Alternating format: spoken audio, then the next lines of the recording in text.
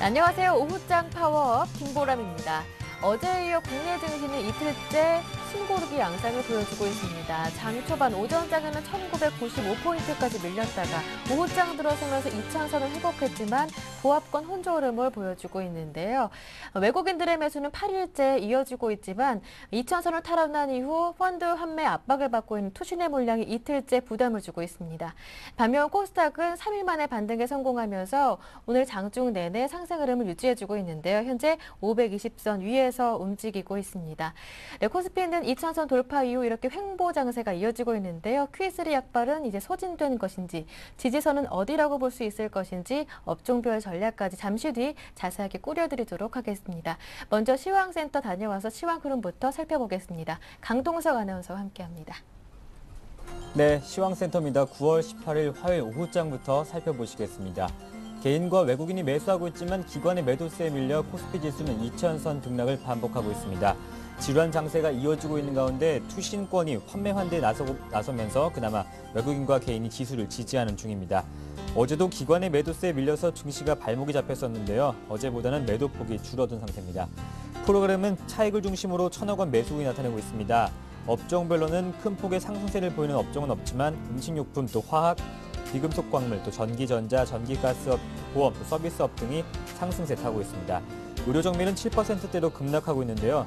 기계건설업이 1%대로 빠지는 것을 비롯해서 철강, 금속, 또 운송장비, 유통업, 통신업 등도 약세입니다.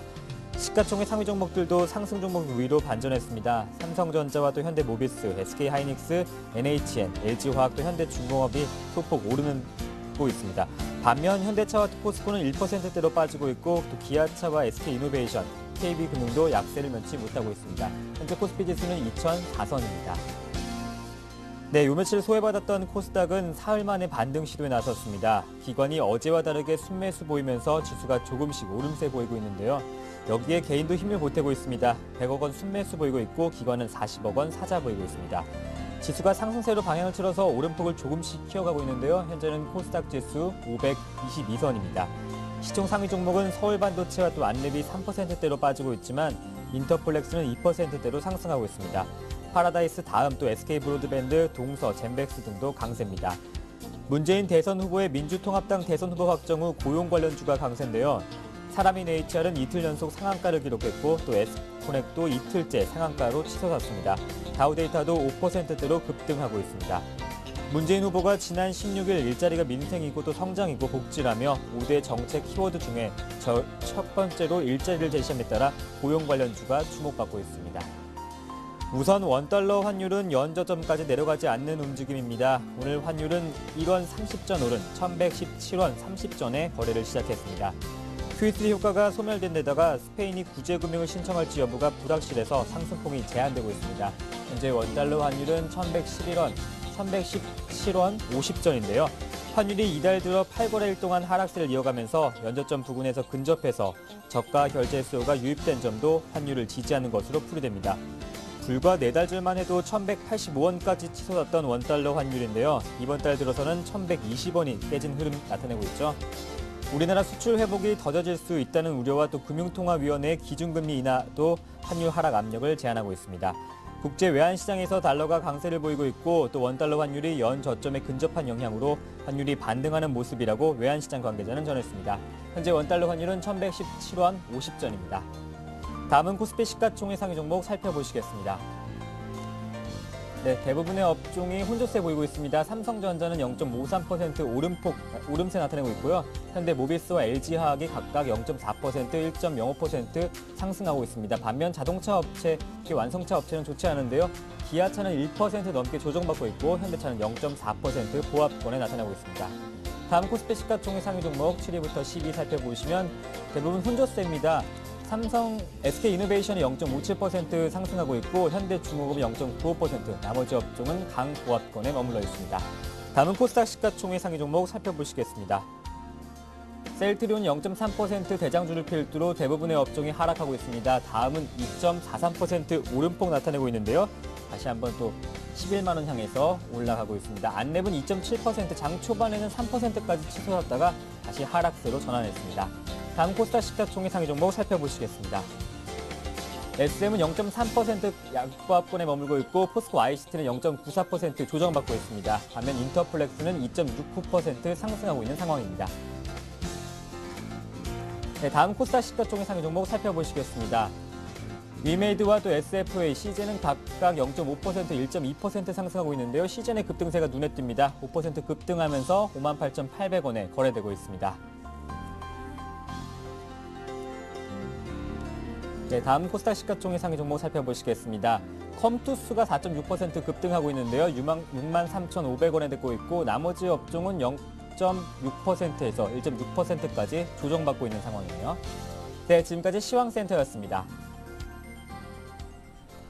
이어서 전문가와 함께 시장 흐름 분석해 보겠습니다. 시장 중계석이 이어집니다.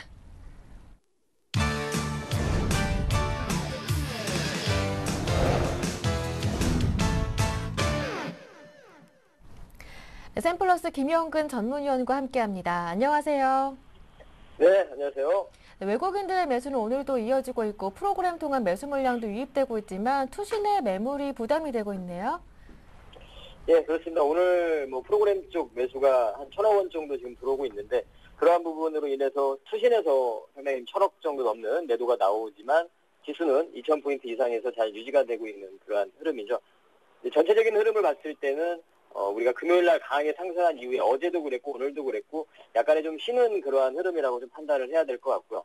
외국인들 같은 경우도 오늘도 많지는 않지만 500억 정도 매수를 하고 있습니다. 기관 같은 경우는 투신이 한 1,000억 정도 매도하지만 국가지방 쪽에서의 그러한 프로그램 매수라든가 연기금의 매수 이런 부분으로 전체적으로는 한 500억대 매도를 좀 보여주고 있고요. 개인들 같은 경우 한 150억 정도 매수를 하고 있는데 전체적으로 지금 거래 대금 자체가 좀 오늘 좀 준 상태입니다. 약간의 좀 쉬는 구간이다 이렇게 좀 봐야 될 것 같고 업종별로 좀 판단을 해보면 외국인들 같은 경우 한 500억 정도 사고 있는데 역시나 이제 가장 많이 사는 쪽은 전기전자 쪽이죠. 삼성전자라든가 이런 쪽에 매수가 좀 유입이 되고 있고 그리고 화학업종도 매수를 하고 있고요. LG화학 같은 경우도 지금 오늘 1% 정도 상승을 하고 있고 최근에 지금 며칠한 금호석유라는 종목도 상당히 강하게 상승을 하고 있고 화학업종에 대한 부분도 제가 이전에도 설명을 드렸지만 바닥을 좀 다져나가는 구간에서 상승의 모멘텀을 좀 기다리고 있는 그러한 업종이다.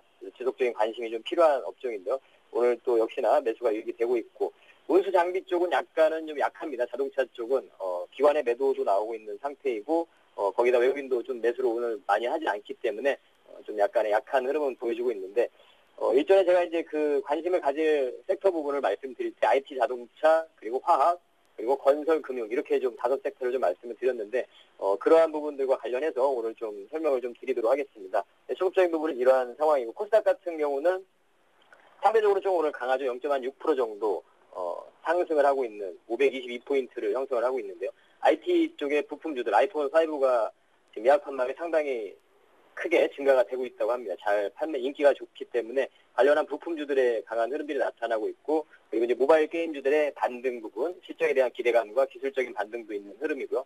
그리고 테마주들의 흐름, 안철수 관련, 박근혜 관련 이러한 종목들도 점검을 좀 해보도록 하겠습니다. 역시 이제 시장은 아직까지 좋은 상태이고 대형주의 어떤 변화되는 과정이다. 이 부분은 계속 변함없이 그렇게 진행이 되고 있다는 부분을 다시 한번 좀 말씀을 드리도록 하겠습니다. 네, 오늘은 조금 쉬어가는 장일 뿐 견조한 흐름은 여전히 유지된다라는 말씀, 전반적인 시장 특징을 짚어봤고요. 이어서 업종별 흐름, 그 안에 종목들까지 보다 자세하게 들어보겠습니다. 예, 그래서 오늘 좀 특징 업종을 좀 보자면 일단은 전기전자 업종을 좀 봐야 될 것 같은데요. 전기전자 업종 같은 경우 코스피 쪽의 어떤 그런 종목들의 흐름보다는 코스닥 쪽의 부품주들, 아이폰 5가 상당히 좀 인기가 좋은 이러한 부분으로 코스닥 쪽의 부품주들이 좀 강세를 좀 보여주고 있죠. PCB 업체, 플렉스컴 같은 경우 지금 오늘 8%가 넘게 상승을 하는데요. 3분기 지금 최대 실적까지도 전망이 되고 있고 이러한 상태고요. 그리고 인터플렉스라든가 이녹스라든가 이러한 종목들도 좀 강세를 보여주고 있습니다. 전체적으로 지금 업종에 대한 부분 말씀드리면 IT, 모바일 게임, 금융, 건설, 대선, 테마 이러한 쪽에 대해서 쭉 말씀을 드리도록 하겠습니다. 그래서 지금 이러한 IT 장비 부품주들의 흐름들이 견조한 흐름들이 나타나고 있고 또 아이폰과 관련해서 이라이콤이라는 종목도 오늘 한 3.5% 정도 반등을 해주고 있는 모습이죠. 역시 이제 박스의 흐름에 갇혀있는 흐름이긴 합니다만 견조한 흐름을 좀 보여주고 있다. 이렇게 좀 판단을 해야 될 것 같고요. 그리고 이제 모바일 게임 관련주들도 한번 점검을 해봐야 될 것 같은데요. 오늘 이제 컴투스라는 종목이 대표적으로 모바일 게임에서의 대장 역할을 하고 있는 컴투스라는 종목이 현재 지금 한 5% 가까이 반등을 하고 있죠. 반등이라는 표현이 좀 맞을 것 같고요. 한 2, 3일 정도의 조정을 좀 보여줬기 때문에 반등 구간에 있는 상태죠. 시장이 약간 오늘 쉬어가는 구간에서 이러한 흐름이 나타나는 거죠.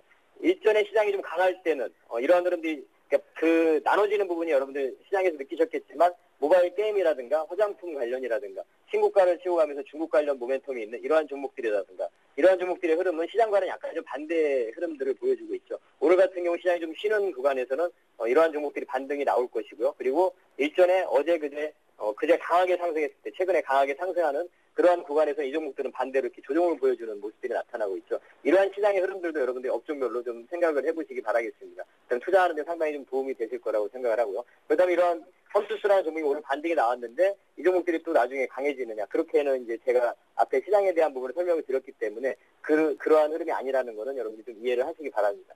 코스피 쪽의 흐름, 대형주의 흐름이 전개되고 있는 과정이기 때문에 이러한 종목들이 지금 반등의 흐름이고 앞으로 모바일 게임 관련주들은 이제 하락 추세로 전환된다 이러한 부분은 아니지만 옆으로 행보 구간을 겪게 된다든가 당분간의 조정 구간을 겪게 될 거라는 기존에 상승했던 폭만큼의 상승은 좀 어렵다 이렇게 좀 정리를 해드리고 싶고요. 그러니까 신규 매수 관점에서 보는 부분은 아닌 것 같고 보유자들의 종목은 보유를 하고 있다면 보유하는 그러한 전략일 테지만 신규 매수의 관점에서는 말씀드린 대로 대형주 위주의 어떤 관심을 좀 가지실 것을 말씀을 드리도록 하겠습니다. 그 다음에 이제 또 금융업종 같은 경우 오늘 뭐 KB금융, 신한지주나 이런 종목들을 보면 금융사 같은 경우 오늘 좀 약간 쉬는 흐름이 나타나고 있죠.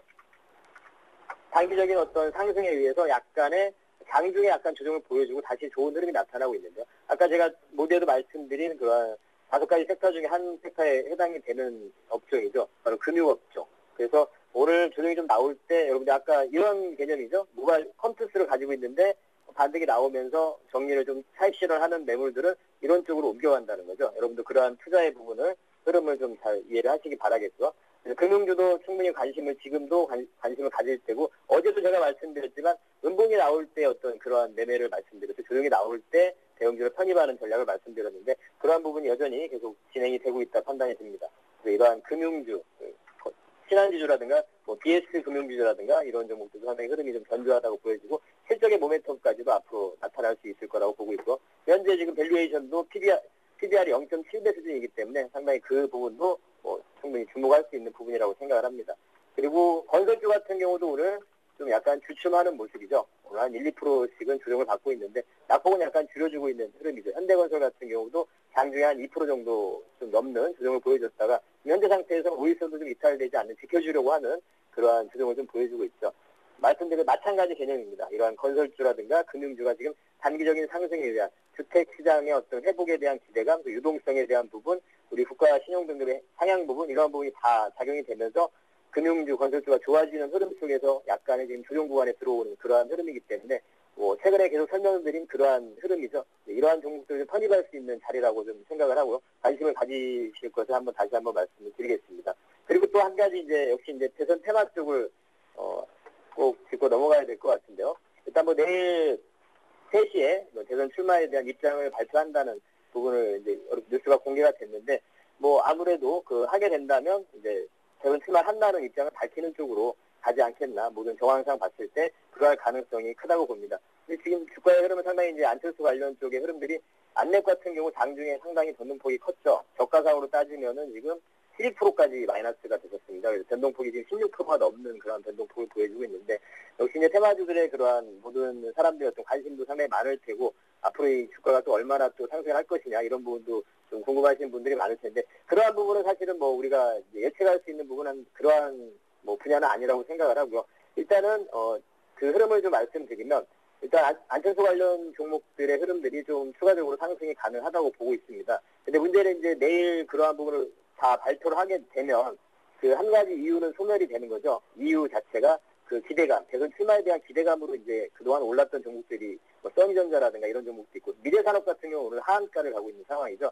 이런 식으로 상당히 변동폭이 클 텐데 그러한 부분이 노출이 되고 나면 앞으로의 한 가지 이유는 사실 없어지는 겁니다. 대선 출마에 대한 기대감은 노출이 됐기 때문에 한 가지 이유는 없어지는 거죠. 그래서 이제 그 부분을 생각을 한다면 오히려 여러분들이 이제 대선 테마 쪽에 접근을 한다면 좀 불확실성의 어떤 배팅을 한다기보다는 그 출마 선언을 발표하고 난 이후에 어떤 지지율이나 이런 부분을 확인하면서 접근하는 게 좀 낫다고 보고, 그렇지 않고 어떠한 좀 리스크를 안고 수익을 누리고자 한다면 안철수 관련 종목들은 좀 변동성이 나타날 거라고 보고 있고, 물론 박근혜 쪽도 당연히 또 변동성이 나타나고 서로 간에 어떤 순환되는 그런 과정들이 나타나게 될 겁니다. 그래서 여러분들이 너무 막연하게 접근한다기보다는 철저하게 제가 누누이 말씀드리지만 테마주 같은 경우는 그런 기준을 가지고 그런 눈으로 이렇게 매매하실 것을 다시 한번 좀 당부를 좀 드리고 싶습니다. 그래서 뭐 테마주에 관심을 안철수 관련 테마라든가 박근혜 쪽은 좀 관심을 가지셔도 될 것 같습니다. 네, 말씀 잘 들었습니다. 고맙습니다. 예, 감사합니다. 네, 지금까지 샘플러스 김영근 전문위원과 함께했고요. 이어서 증권사 지점으로 가서 추천 종목 받아보겠습니다. 오늘은 SK증권 일산 지점으로 가볼게요. 박병만 대리와 함께합니다. 안녕하세요. 네, 안녕하세요. 네, 오늘 SK증권 일산 지점에 가장 문의가 많이 들어온 종목은 어떤 종목이었나요? 예, 오늘은 시장에 큰 변동 없이 지루한 양상을 보이고 있는 가운데 예. 호남 석유에 대한 문의를 많이 주셨습니다. 화학 업종들은 유독 고점 대비 많이 하락한 부분이 있어서 개인 투자자분들이 마음 아파하는 종목 중에 하나인데요. 얼마 전 KP 케미칼의 흡수합병 내용을 비롯해서 중국 경제 경착륙 우려로 인해 화학 업종의 대표 주자격인 호남 석유 또한 좋지 않은 흐름을 보여주다가요. 최근 다시 반등 시그널들이 나오면서 기관, 외국인 수급이 이어져 가고 있습니다. 최근 QE3와 신용등급 상향 조정 수혜가 예상되면서 화학, 음식료, 내수 및 금 관련주가 상승을 주도하고 있는 모습인데요. 호남석유 또한 5월 이후 횡보 상태에서 바닥을 여러 차례 다지면서 다시금 박스권 돌파의 가능성을 열어두고 있는 만큼 기존 보유자분들께는 홀딩으로 대응하시길 말씀드리고 있고요. 신규 매수자분들께는 이제 급하게 따라가시는 것보다는 26만 원 부근에서 분할 매수하는 것이 적당해 보인다라고 말씀드릴 수가 있겠습니다.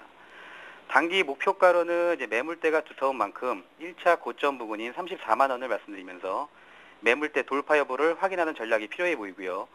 손절 라인으로는 추세 이탈 하향선인 24만 원을 보시면서 반등 시 재매수하는 방법을 말씀드릴 수가 있겠습니다. 많이 문의가 들어왔던 종목은 호남석유였는데요. 보유하신 분들은 그대로 홀딩하시고요. 1차 목표가는 34만 원으로 정해주셨습니다. 매수 예정자분들은 26만 원까지 조금 내려왔을 때 들어가시는 게 좋을 것 같습니다. 손절가는 24만 원이고요. 이어서 오늘의 일산지점 추천 종목도 들어보겠습니다. 예, 오늘 저희 점에서 관심을 두고 보고 있는 종목은 예. 이제 삼형화학입니다. 네. 예, 종목에 대해 우선 간단히 말씀을 드리자면요. 삼형화학은 이제 필름형 방막 콘덴서 소재죠. 캐파시타 필름을 제조하고 있는 국내 유일의 업체입니다. 국내 유일의 업체이다 보니까 이제 국내 캐파시타 필름의 시장 점유율을 약 90% 정도 차지하고 있고요. 이외에도 이제 식품 포장재인 합성지 등을 주로 생산하고 있습니다. 올해 중국 업체들의 시장 진입으로 이제 경쟁 강도가 높아지면서 2분기 실적은 매출액 443억, 영업이익 37억으로 전분기보다 매우 부진하게 나왔는데요.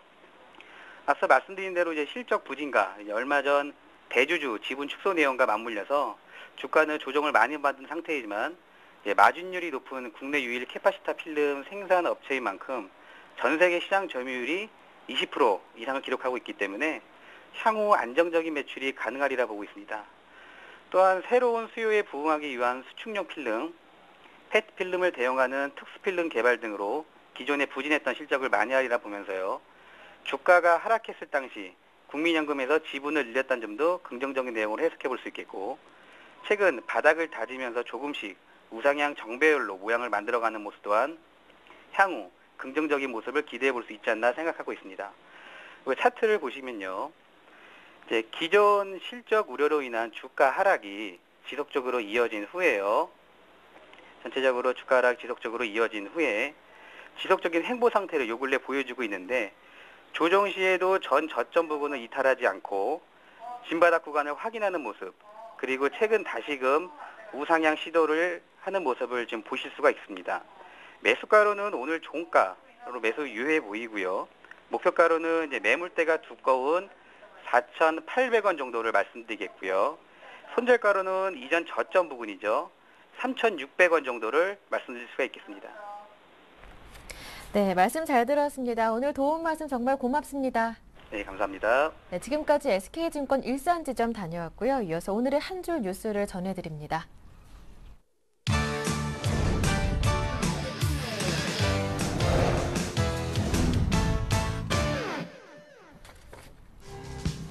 메르켈 독일 총리가 22의 국채 매입 방안을 옹호하는 입장을 거듭 확인했습니다. 메르켈은 22가 유로 위기국 채권을 사들이는 것이 유로 조약 규정을 넘어서는 것이 아니라고 강조했으며 이어 독일 정부는 22의 국채 매입 결정이 합당하다는 것을 지속적으로 밝혀왔고 만약 22가 통화 공급에 어려움을 겪게 된다면 중앙은행이 통화 안정을 위해 나서야만 한다고 말했습니다. 스페인 10년 만기 국채 금리가 다시 6%대를 넘어섰습니다. 17일 스페인 국채금리는 장중 6%대를 돌파한 뒤 5.9%로 마감했으며 급등 이유로는 스페인 정부가 구제 신청을 머뭇거리며 투자자들의 불안감이 확산됐기 때문으로 풀이되고 있습니다. 골드만삭스 자산운용 최고 경영자인 짐 오닐은 미국의 3차 양적 완화는 투자자들이 미국 경제를 바라보는 관점을 바꾸게 했다고 밝혔습니다. 그는 연준이 3차 양적 완화 시행 시기를 실업률이 안정될 때까지라고 밝힌 점을 보면 고용 창출에 전력을 가하고 있는 것을 알 수 있다고 분석했습니다.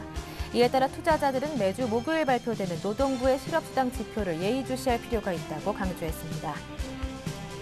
만주사변 80주년인 오늘 중국 곳곳에서 대규모 반일 시위가 확산되고 있습니다. 광저우시에 있는 일본 총영사관 앞에서는 약 1000명이 반일 시위를 벌이고 있으며 이성을 잃은 시위대가 일본계 기업을 상대로 불을 지르거나 부수고 약탈하기도 했습니다. 이 때문에 아예 문을 닫고 휴업을 하는 일본 기업이 늘고 있습니다.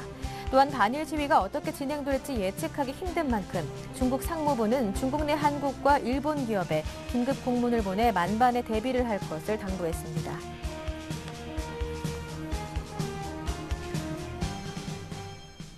보다 자세한 내용은 여의도로 가서 들어보겠습니다. 오늘은 삼성증권 김용구 연구원과 함께합니다. 안녕하세요. 예, 안녕하십니까. 네, ECB가 지난해와 올해 2월까지 두 차례로 LTRO를 시행했는데 오히려 독일은행의 배만 불려주는 꼴이 됐다고요? 네, 그 ECB는 은행 간 대출을 활성화시키고 그 예. 재정위기국의 국채 금리를 안정화시키기 위해 그 지난 12월 그리고 올해 2월에 그 두 차례에 걸쳐서 1%의 저금리의 자금을 최장 3년 기간으로 대출해주는 총 1조 유로 규모의 LTRO를 시행한 바 있는데요. BIS 즉 국제결제은행의 그 분기 보고서에 따르면 해당 자금의 상당수가 오히려 이제 독일 은행권으로 유입된 것으로 나타났습니다. 포르투갈, 이탈리아, 아일랜드, 그리스, 스페인 등 이른바 그 픽스 국가로 향해야 될 자금이 독일 은행의 자금 사정을 원활히 해주는 쪽으로만 이제 사용되어진 것인데요. 원인은 안전자산 선호 현상과 그리고 7월 9일쯤 단행됐던 ECB 예금금리 0.2%에서 0%로 인하했던 부분으로 좀 파악을 하고 있습니다. LTRO를 통해서 이제 풀렸던 막대한 유동성은 그 ECB 예금 계정으로 예치된 이후에 그 사용처를 좀 물색하던 상황이었습니다만은 그 유로존 리스크가 심화되면서 재정위기국을 지원하기보다는 이제 독일이나 이런 어떤 안전자산 쪽으로 안전한 투자처로 좀 쏠리고 말았습니다. 그래서 이제 7월 중 독일이나 프랑스 단기 국채가 이제 마이너스 금리까지 갔던 상황들이 있었는데 이러한 현상의 어떤 증거라고 볼 수가 있고요. 그리고 또 하나는 1%로 이제 자금 빌렸던 거를 ECB에 재예치해봤자 이자 수익을 얻을 수 없었다는 부분이 이러한 흐름을 좀 가속화했던 것으로 좀 판단하고 있습니다.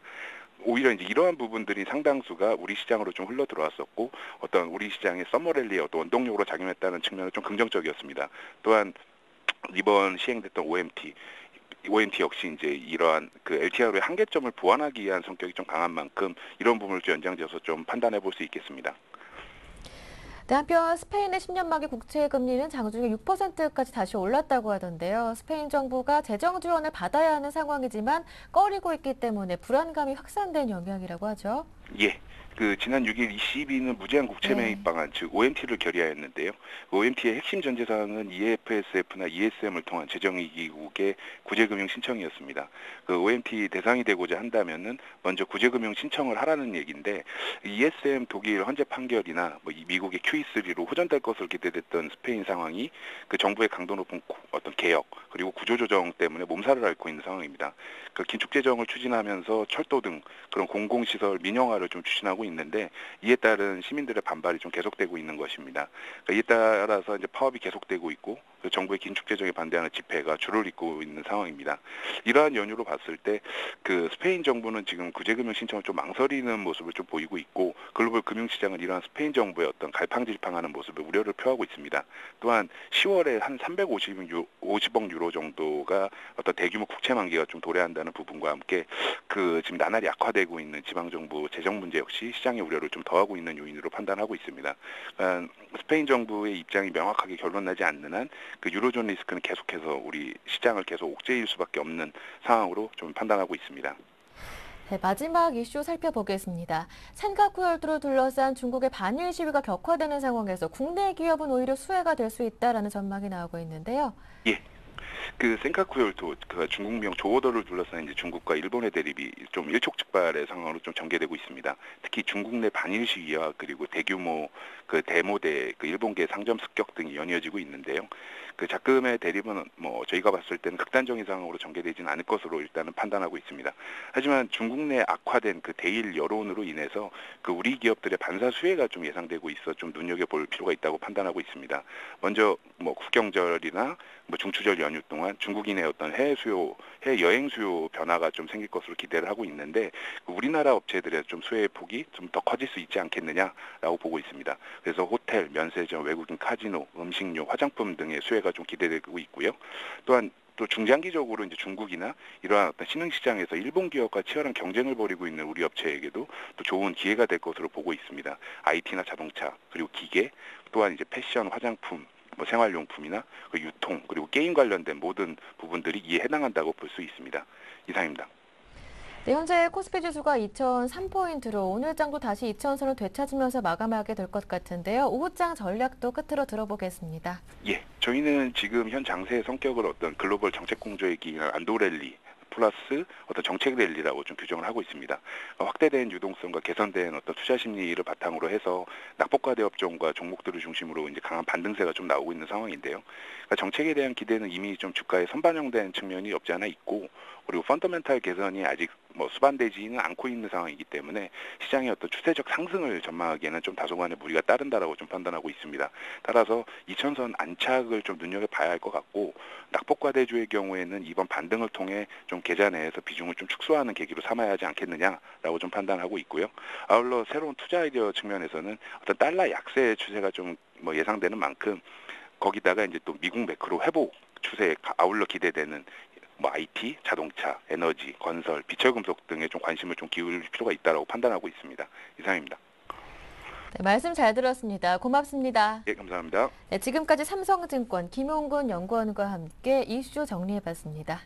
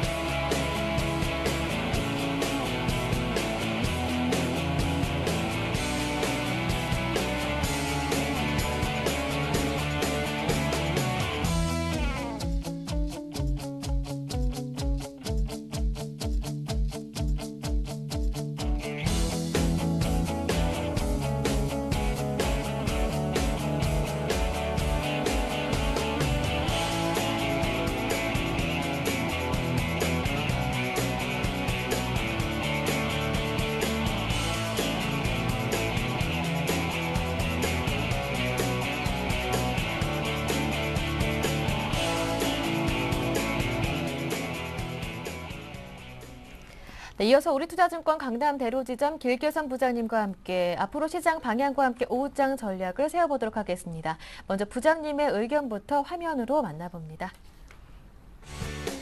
네, Q3 효과 지속 여부에 대해서는 FED 원문 재해석이 필요하다라고 하시고요. 국내 증시 현재 반영성 탐색 구간이고 수급은 중소형주에 적합하게 진행되고 있다라고 보고 계십니다. 외국인 매수 여부와 관련해서는 투기적인 매수 가능성 있다고 보고 계시네요. 이어서 오늘 장 마감 지수 1995포인트 전후 2000선 아래라고 예상을 하시는 건가요? 관심 업종은 여전히 강조하고 계시는 소재 업종, 금속, 화학 업종을 강조해 주셨습니다. 네, 길계선 부장님 바로 연결해 보겠습니다. 안녕하세요. 네, 안녕하십니까? 네, 오늘 장도 약간은 횡보 움직임이 이어지고 있는데 QE3 효과 이미 시장의 기대치가 많이 반영된 만큼 그 약발은 거의 다 했다 이렇게 봐야 하는 건가요? 네, 뭐 전혀 효과가 없다라고 볼 수는 없지만 예. 과거의 기대치만큼의 폭등 장세 또는 과거만큼의 6개월 이상의 상승장을 담보할 수 있기는 조금 부족하다라고 보고 있습니다. 일단은 FED에서 원문에 대한 재해석이 좀 필요하다고 좀 평가를 하고 있는데요. 기존에 5가지 정도의 중요한 내용으로 압축되는데 그 행간에 숨어있는 의미의 재해석이 필요하다고 보고 있습니다. 첫째가 FRB에서는 이번에 상당한 시간 동안 경기 부양책을 지속할 것이다라고 얘기했지만 그 얘기는 역으로 생각해 보면 상당한 기간 동안 경기가 어려울 것이다라고 평가를 해봐야 될 것 같고요. 두 번째로는 고용 시장이 개선되지 않는 한 추가적인 양적 완화를 지속할 것이다라고 얘기했는데 추가 양적 완화를 해도 고용 시장 개선이 쉽지 않다라는 것을 예측해 볼 수가 있겠습니다. 그리고 세 번째로는 이번에 모기지 채권 매입을 통해서 QE의 기간을 정하지 않았습니다. 그 얘기는 무제한적인 기간 투자를 하더라도 경기 방어에 성공할지는 미지수이기 때문에 그 기간 한계를 정해놓지 않은 것으로 평가하셔야 되고요. 네 번째로는 매월 400억 달러 규모의 모기지 채권 매입과 오퍼레이션 트위스트를 지속 병행한다 얘기했었는데 한도를 미리 책정해 놓아야 할 정도로 규모에 대한 고민이 상당히 필요했던 것 같고요. 오퍼레이션 트위스트까지 병행해야만 효과가 나타날 정도이기 때문에 상당히 많은 고민이 집결됐다라는 결과를 알 수가 있습니다. 마지막으로는 이번에 QE와 함께 모기지 채권을 집중적으로 매입하고 국채는 매입하지 않는다라는 얘기가 나왔었고 제로금리 정책을 2015년 중반까지도 연장한다라고 얘기했었는데 국채 매입으로는 해결이 안 되는 부분이 있어서 근원 뿌리인 모기지에 대한 처방을 이번에 실시하게 된 것이고 결국은 제로금리 정책도 추가로 연장해야 될 정도로 어떤 경제 위기 상황의 어떤 계속적인 부담 이런 것들이 연장될 가능성이 높다는 측면에서 보면 QE를 해야 할 정도로 시장은 어려웠다라고 평가됩니다.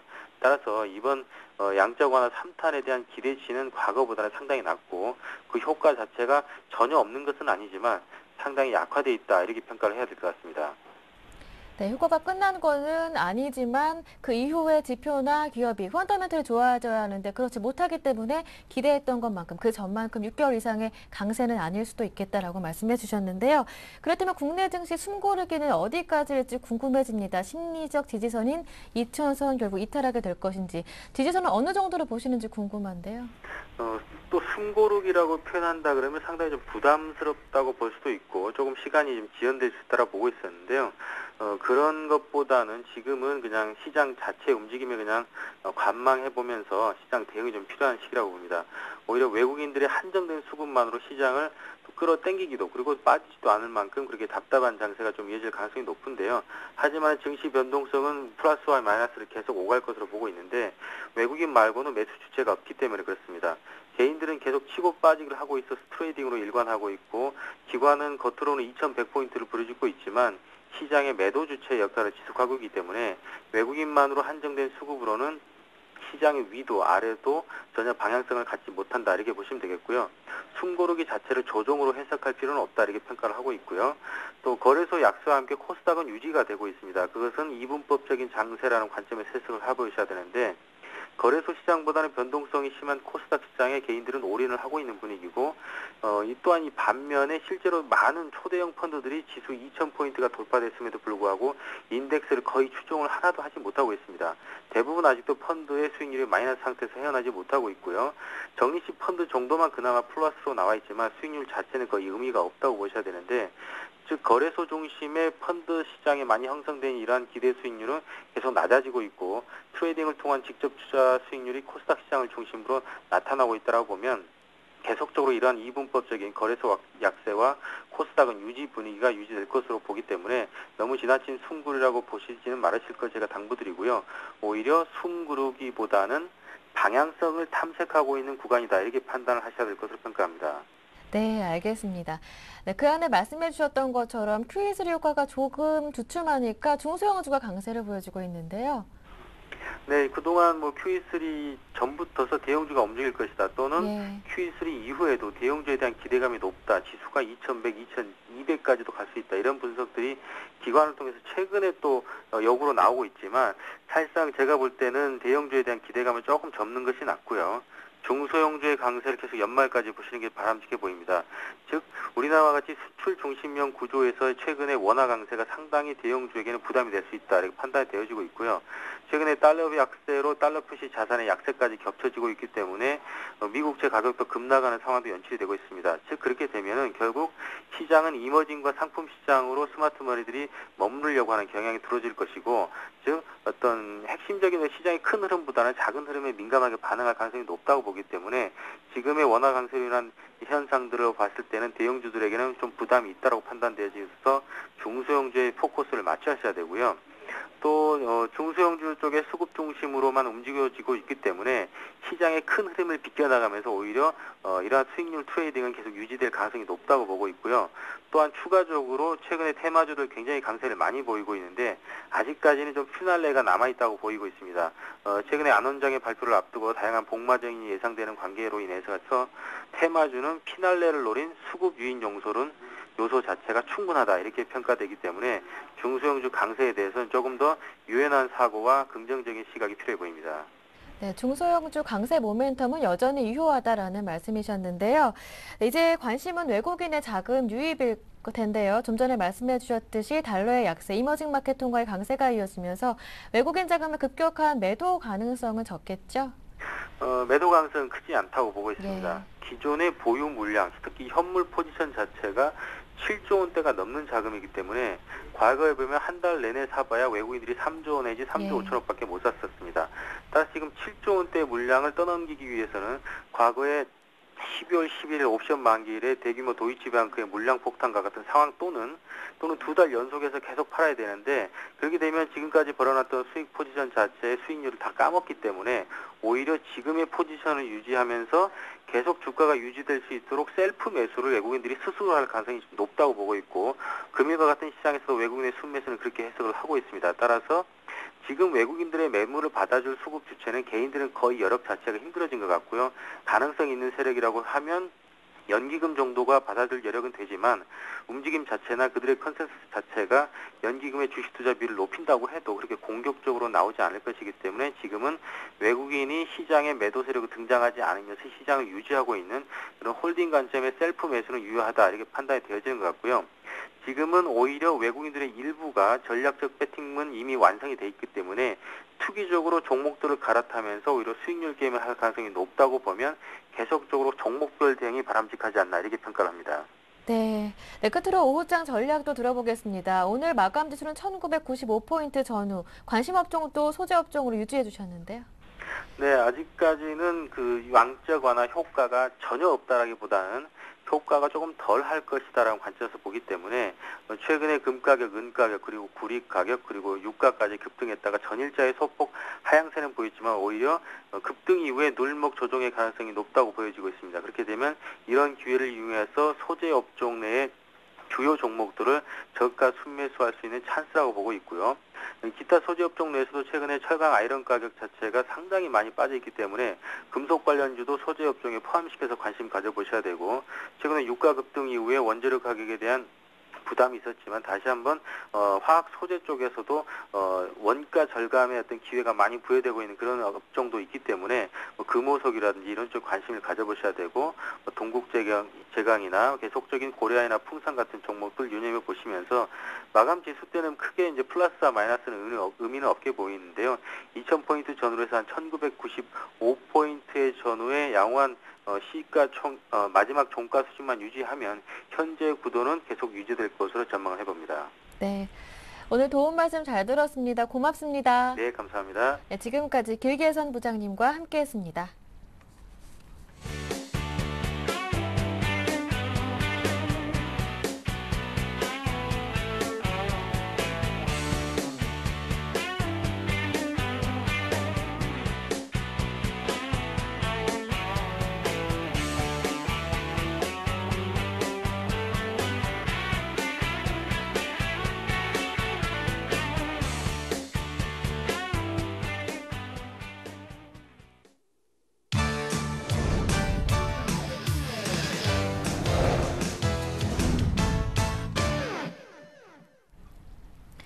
네, 이제부터는 조금 더 구체적인 오후장 전략과 함께 전문가와 함께 또 포트폴리오도 짜보는 시간을 갖겠습니다. 오늘은 골든이글 투자자문 정태근 팀장과 함께합니다. 팀장님 안녕하세요. 네, 반갑습니다. 네, 조금 전에도 많이 얘기를 들었는데 이제 뭐 스페인 국채 금리가 6% 장중에 이상으로 올랐다고 해요. 네. 일단은 뭐 그 나올 것은 네. 이제 다 나온 상황 속에서 네. 남은 불씨를 좀 잡는 그런 구조라 좀 예. 봐야 될 것 같습니다. 자, 일단은 뭐 다 나왔죠. ECB 국채 매입에 대한 얘기도 나왔고요. 특히나 무제한이란 어떤 강력한 어떤 어조를 보이면서 실시를 한다는 얘기를 했고요. 그리고 미국에서도 마찬가지로 모기지 그 MBS 증권에 대한 무제한 그 매입에 대한 얘기도 나오게 되면서 어떤 나올 만한 얘기는 다 나왔습니다. 그래서 어떤 호재가 다 나왔는데 그 속에서 아직 마무리가 되지 않은 부분들이 스페인에 대한 문제가 아직 마무리가 되지가 않았죠. 그리고 네. 마찬가지로 그리스 문제도 마무리가 되지 않았습니다. 일단 스페인 뭐 그리스 얘기 이전에 뭐 스페인만 좀 간단하게 말씀을 드릴게요. 스페인 같은 경우 어쨌든 국채 매입을 해주겠지만은 어쨌든 ECB라든지 그리고 독일에서 원하는 부분은 안전 장치를 원하고 있다는 부분이 되지 않을까 좀 생각을 하고 있습니다. ECB에서 어떤 국채 매입을 하게 된다면 스페인 어떤 국채 금리가 하락을 하게 되면서 어떤 조달금리 하락에 대한 효과가 발생이 되게 되면서 어떤 시장에서 최근에 우려가 되고 있는 뭐라 해야 될까요? 그 은행권에 대한 그 은행권 자금 조달에 대한 어떤 우려감이 해소가 될 수가 있다는 겁니다. 그래서 어떤 국채 매입이 그만큼 중요한데 이 국채 매입을 그냥 아무 조건 없이 했을 경우에 생길 문제에 대한 어떤 안전장치가 아직까지 없기 때문에 예. 거기에 대한 어떤 거기에 대한 어떤 안전장치를 마련하기 위해서 무제한 국채 매입이 아닌 1차적인 국제금융을 실시하게 되면서 국제금융을 비롯한 어떤 ECB 국채 매입, 그로 인한 플러스로 어떤 안전장치를 좀 마련하려고 하는 것 같습니다. 그래서 이 문제가 스페인에서 어떤 스페인 자국 내에서 계속해서 반대를 하고 있는데 얼마만큼 ECB라든지 그 독일이 설득에 의해서 이런 부분이 마무리가 될지가 마지막 불씨가 꺼지는 시기가 아닌가 좀 생각을 좀 하고 있습니다. 그래서 이런 부분들 때문에 마찬가지로 스페인의 국채금리도 상승을 현재 하고 있고요. 일단 유로본드에 대한 얘기는 일단 1달러이 됐고 이제 물 건너갔다 봐야 될 것 같습니다. 이탈리아, 스페인 어떤 조달금리가 하락을 하게 된다면, 즉 국채금리가 하락을 하게 된다면 큰 걱정을 안 하셔도 될 것 같습니다. 자, 그래서 대변수 이런 부분들을 이런 부분들을 한번 체크해 보시는 게 좋을 것 같고요. 그리고 어쨌든 이제는 뭐 기술적으로 좀 말씀을 드려야 될 것 같은데 제 기준으로 봤을 때는 2000포인트 전에 어떤 기간 조정이 조금 이어지지 않겠나 좀 생각을 하고 있습니다. 어떤 지금의 상황이 작년에 어떤 2011년 12월 달과 상당히 유사하다고 좀 봐야 될 것 같은데요. 그때 당시 ECB에서 국채 매입을 결정하게 되면서 1915포인트까지 어떤 강력한 갭상승이 있었습니다. 하지만 그 이후에 다시 한번 그리스 문제라든지 그리고 프랑스의 신용등급 문제가 부각이 되게 되면서 다시 한번 마무리가 돼버리는데요. 그래서 이런 부분들을 다시 한번 생각을 해본다면은 다시 한번 그런 그 돌발적인 변수가 발생할 가능성은 떨어지겠지만 어쨌든 그런 부분들을 안고 간다고 봤을 때 기간 조정, 가격 조정 나올 수도 있겠지만 1차적으로는 기간 조정으로 좀 생각을 하시는 게 좋을 것 같습니다. 그래서 올선과 어떤 이격 조정이 상당히 심한데 이격을 축소시키는 어떤 기간 조정 과정이 좀 이어지지 않겠나 생각을 하고 있습니다. 자, 그리고 앞으로 보셔야 될 수급 같은 경우에 일단 외국인의 선물과 그리고 기관의 어떤 투신의 매도를 좀 연결시켜서 보셔야 될 것 같습니다. 일단 투신의 매도가 나오게 되면서 시장에서 부담을 주고 있는데요. 일단 투신의 매도 같은 경우는 아무래도 펀드 환매로 인한 어떤 그 부담으로 작용할 수밖에 없기 때문에 이런 부분들을 볼 때 어쨌든 외국인의 선물 매수로 인한 어떤 프로그램 매수가 유입되게 된다면 투신들의 매도는 그게 큰 부담이 안 될 가능성이 상당히 크다 이렇게 좀 말씀 한번 드려보고 싶고요. 그렇기 때문에 외국인의 어떤 선물 매수로 인한 프로그램 쪽 그리고 투신의 매도가 강력해지는지 아니면 축소가 되는지 그 여부만 조금 체크를 하셔도 될 것 같습니다. 그리고 최근에 유럽 일세가 좀 부각이 되게 되면서 조선, 화학, 건설, 은행 업종이 좀 반등을 주고 있는데 이 업종들 같은 경우는 유럽 일세가 지속이 되는 한 어쨌든 조정 시에는 좀 저가 매수가 유효하다는 부분들도 좀 마지막으로 한번 말씀 좀 드려보도록 하겠습니다. 네, 이어서 정태근 팀장님의 관심 종목도 한번 들어보겠습니다. 잠시 뒤에 살펴볼 테지만 지난주 종목도 한 주간의 수익률이 굉장히 좋았거든요. 그래서 오늘 추천 종목 굉장히 기대되네요. 오늘 같은 게 조금 테마주를 예. 좀 준비를 했습니다. 조금 그 수익률 극대화를 위해서 테마주를 준비했는데요. 그 테마주 같은 경우는 아무 자리에서나 매수하면 안 되겠죠. 그래서 그런 부분들을 먼저 말씀 한번 드려보고 싶고요. 제가 준비한 종목은 두올산업이라는 종목을 준비를 했습니다. 비중 한 10%로, 비중 10%, 투자기간 한 달 정도로 해서 한번 전략을 세워보도록 하겠습니다. 두올산업 같은 경우에 자동차 내장재 전문 업체로서 그 현대차 아반떼 MD 그리고 산타페 현재 공급을 하고 있고요. 그리고 르노삼성 같은 경우는 QM5 현재 공급이 되고 있는 걸로 알고 있습니다. 하지만 어떤 자동차 부품주로서 매력이라기보다는 서두에 말씀을 드렸듯이 테마주로서 한번 가지고 나와봤습니다. 일단 경남도가 대선 공약화 사업으로 신공항을 건설할 것을 현재 요구할 것을 현재 예상이 되고 있는데 현재 두 후보지가 경남 밀양 그리고 부산 가덕도로 현재 예상이 되고 있습니다. 근데 이 부분이 일단은 가덕도가 좀 가능성이 상당히 좀 크긴 한데 네. 일단은 그 이 회사가 밀양 본사의 그 본사가 밀양에 있습니다. 그 경남 밀양에 있다 보니까 조금 신공항 테마로 엮여 있는데 이런 그 신공항 테마뿐만 아니라 또 한 가지 얘기가 나오고 있는 부분이 밀양 나노융합 국가산업단지 조성에 대한 현재 얘기도 나오고 있습니다. 어쨌든 정책적으로 어떤 정책 테마가 묶일 가능성이 상당히 크기 때문에 지금 정도 가격권에서 한번 접근해 보시는 게 좋겠다 이런 부분을 말씀을 드리면서 마지막 기술적 부분 그리고 전략 한번 세워보도록 할게요. 자. 제가 그 5인 테마에서 말씀드렸듯이 거래량이 많이 죽는 구간을 상당히 많이 기다려서 말씀드렸는데 지금 구간을 보시면 충분한 가격 조정이 이루어졌다고 좀 판단이 되고 있습니다. 자, 위쪽으로 좀 보도록 할게요. 거래량이 상당히 많이 죽었죠. 그 다음에 매물은 다 나왔다는 얘기입니다. 그리고 현재 2,700원 전에서 바닥을 다지고 반등 시도를 주고 있는데 요거를 제가 어떤 종목과 좀 비슷하게 보고 있냐면 위노바라는 종목을 조금 비슷하게 보고 있습니다. 위노바 같은 경우에도 화면 좀 확대해 본다면 요 당시에 상한가에 갔다가 조금 눌리고 난 다음에 다시 반등을 줬는데 두월 산업도 마찬가지예요. 두월 산업도 마찬가지인데 일단 반등을 주고 나서 일단 가격 조정이 나오고 다시 한번 반등을 주고 있기 때문에 다시 한번 변동성이 극대화가 될 가능성이 클 것 같습니다. 그래서 오늘 종가 쪽에서 한번 매수 말씀 한번 드려보시고요. 목표가는 1차적으로 3,500원 그리고 손절가는 2,900원을 제시를 하면서 이게 추가적으로 한번 대응을 해보도록 하겠습니다. 네, 그렇다면 정태근 전문가님의 포트폴리오 지금 바로 확인해 볼까요? 네, 지난주 종목이 메디프론이었는데요. 한 주간의 수익률이 벌써부터 5.6%입니다. 15% 비중으로 담으시고 오늘 종목 두올산업 10% 비중으로 담으시는데요. 메디프론 매수하신 가격이 4,430원, 목표가 5,500원까지 보유해보자라는 전략이시고요. 두올산업은 오늘 종가로 들어가시고요. 목표가는 3,500원으로 오늘 신규 편입하셨습니다. 네, 지금까지 골든이글 투자자문 정태근 팀장님과 함께했습니다. 고맙습니다. 감사합니다. 네, 오늘 저희가 준비한 내용은 여기에서 마무리 지을게요. 함께해 주신 여러분 고맙습니다.